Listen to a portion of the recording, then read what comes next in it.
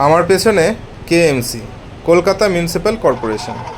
এই কেএমসির আন্ডারেই সার্ভিস করতো আমার মেজো ভাই সাব্বির হোসেন। সে এখন বাড়ির কাছাকাছি একটা স্কুল সার্ভিস পেয়ে গেছে, তাই সেখানে চলে এসেছে।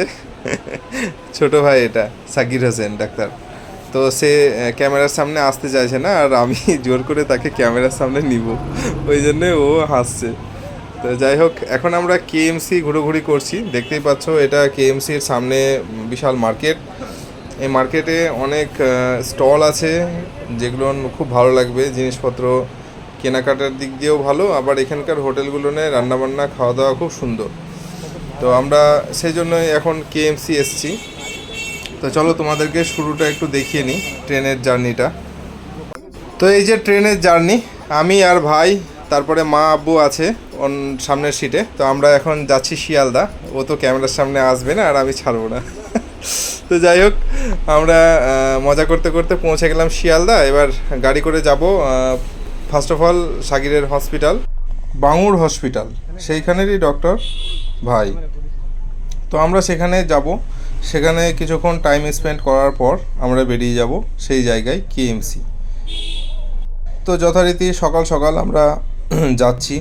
খুব ভালোই লাগছে। শিয়ালদা স্টেশন এত ব্যস্ত, আর সেই সবজি আর ফলের মার্কেট।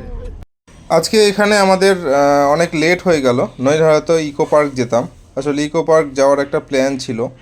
তো কেএমসি এরিয়াটা এতটাই বড় যে এখানে ঘুরে দেখতে দেখতে আমাদের ইকো পার্কের টাইম পেরিয়ে গেল।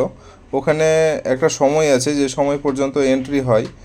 তো যাই হোক, আমরা এই জায়গাটা ঘোরাঘুরি করছি, খুবই ভালো লাগছে। এখানে যে বিল্ডিংটা রয়েছে সেটা অনেক পুরনো, সেই ব্রিটিশ আমলের।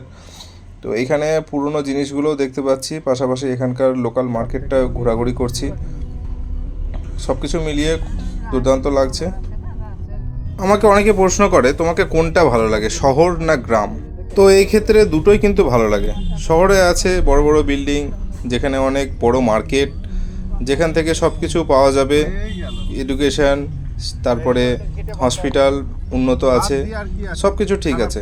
কিন্তু গ্রাম বাংলা তার একটা আলাদাই ব্যাপার, শান্তি, নিরিবিলি, সবুজে ঘেরা, সবুজ ধানের ক্ষেত, শ্বাস একদম যেন ফুরফুরে বাতাসে নেওয়া হচ্ছে।